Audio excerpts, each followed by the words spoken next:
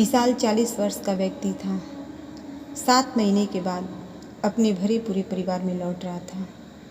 विशाल शहर से बाहर नौकरी करता था। 7 महीने का अपना पूरा पैसा इकट्ठा करके वह अपने घर को लौट रहा था। उसके परिवार में उसकी पत्नी थी और 2 बच्चे। विशाल रेलगाड़ी से अपने घर का सफ़र तय कर रहा था। रात काफ़ी हो चुकी थी। ट्रेन में सभी लोग अपनी अपनी सीट पर सो रहे थे, मगर विशाल की आंखों में थोड़ा सा भी नींद नहीं थी। इसका सबसे बड़ा कारण उसे घर जाने की खुशी थी। घर जाने की खुशी में विशाल को नींद भी नहीं आ रही थी। विशाल के अलावा एक व्यक्ति ऐसा भी था जो सोया नहीं था। उसकी सीट के सामने वाली सीट पर ही वह व्यक्ति बैठा था। अपने सामने चुपचाप बैठे व्यक्ति को विशाल ने देखा तो जाना कि वह ड्रैकुला की कहानी पढ़ रहा था। विशाल को लगा कि उसके सामने जो व्यक्ति बैठा है वह किताब पढ़ने के माध्यम से अपना टाइम बिता रहा है। शायद उसे भी नींद नहीं आ रही थी। विशाल को लगा कि वह क्यों न अपने सामने बैठे व्यक्ति से बातचीत करने में अपना समय गुजारे। इसी इरादे के साथ विशाल ने उसे पुकारा, भाई साहब, किताब पढ़ रहे हैं क्या?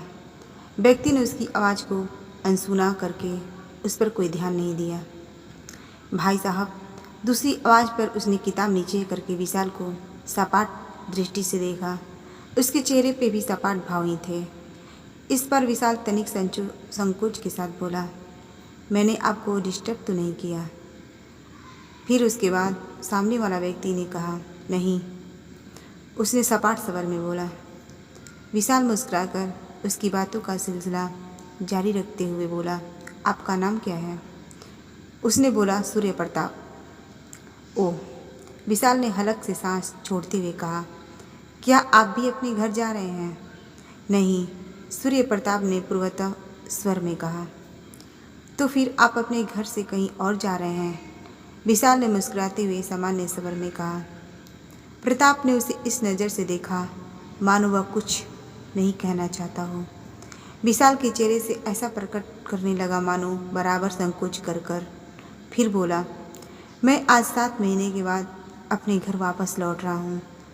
अपने परिवार से मिलने की खुशी में मुझे नींद नहीं आ रही है, इसीलिए मैं सोचा थोड़ा आपसे बात ही कर लूँ। प्रताप कुछ नहीं बोला।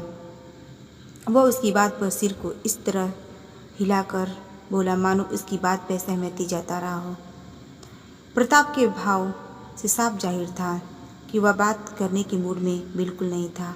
वह निरंतर जता रहा था कि जैसे उसे इस समय बात करना बिल्कुल अच्छा नहीं लग रहा हो। मगर आज तो जैसे विशाल चुप रहने के मूड में बिल्कुल भी नहीं था। वह बातों को बढ़ावा देते हुए बोला, भाई साहब, क्या आप भूत प्रेतों पर विश्वास करते हैं? हाँ, प्रताप अपने छोटे उत्तर में बात को पूरा किया।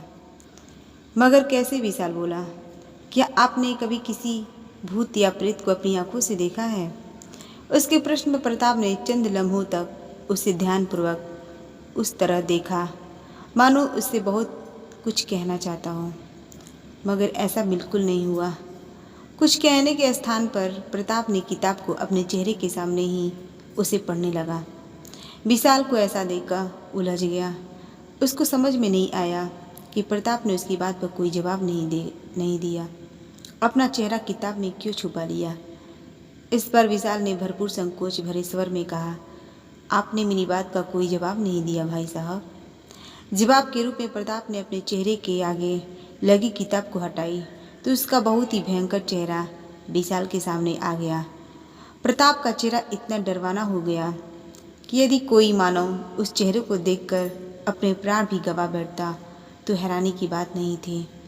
उसका डरवाना चेहरा देखते ही विशाल की आंखों में मानो दुनिया भर का खौफ सिमट आया।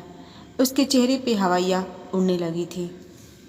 विशाल की दोनों हथेलियाँ सीट से इस तरह सट गई थी मानो उनके सहारे से वो उठकर खड़ा होना चाहता हो।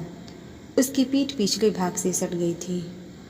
हद तब थी उसके खौफजदा रह जाने की वजह से उसे सांस लेने में भी डर रहा था, या फिर वह कहा जाए कि सांस खुद ही बाहर आते हुए भयभीत थी।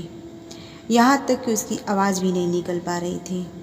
विशाल जान गया था कि सामने जो मौजूद है प्रताप कोई मनुष्य नहीं बल्कि एक भूत है। विशाल बेबस रहकर अपने स्थान पर बैठे रहने के कुछ सिवाय कुछ न कर सका। उसके सामने बैठा डरवाना चेहरे, लंबे लंबे दांत वाला भूत ठहाके लगाकर बोला, अब तुम्हें विश्वास हो गया ना? आज के समय में भी भूत प्रेत जैसी चीज़ें होती हैं। क्या तुम सचमुच भूत हो? विशाल ने भय से परिपूर्ण स्वर में पूछा। अब भी तुझे यकीन नहीं आया मूर्ख? कोई बात नहीं, मैं जब तेरा खून पीऊँगा तब तुझे यकीन आ जाएगा। नहीं नहीं, मुझे मत मारो। मेरे 2 बच्चे हैं और मेरी पत्नी है, घर पर आने की प्रतीक्षा कर रहे हैं। अगर मैं मर गया तो उनका सहारा छीन जाएगा, मुझे जाने दो। कहते हुए विशाल अपने स्थान पर सरकने लगा। वह भूत उसे देखकर मुस्कुराता रहा। विशाल भागने के चक्कर में अपने स्थान से फुर्ती के साथ उठा और दौड़ पड़ा। उसी समय भूत ने अपने स्थान पर बैठे रहकर ही दाहिना हाथ उठाया और उसका हाथ लंबा हो गया। वहीं बैठे रहकर उसने भाग रहे विशाल की गर्दन पकड़ ली और उसे अपनी तरफ घसीट लिया। विशाल चिल्लाया, बचाओ बचाओ। उसकी पुकार सुन रेल में सभी यात्री उसके पास चले आए। विशाल ने देखा उसके पास आए सभी यात्री के चेहरे भी बहुत ही डरवाना हो चले हैं। अब उसे समझने में ज़्यादा वक्त लगाकर ट्रेन में सवार सभी यात्री भूत हैं। पूरी रेलगाड़ी भूतों से भरी थी। आहिस्ता आहिस्ता विशाल के चारों ओर से भूतों ने घेर लिया। इस चक्रव्यूह के फंसने के बाद विशाल का हार्ट अटैक हो गया। उसी के साथ सारे भूत विशाल के खून पीने के साथ साथ उसकी बोटी बोटी तक नोच कर खा गए। अगर आपको ये कहानी पसंद आई हो तो वीडियो को लाइक करें और अगर आप हमारे चैनल पे नए हैं तो प्लीज़ सब्सक्राइब करना ना भूलें। धन्यवाद।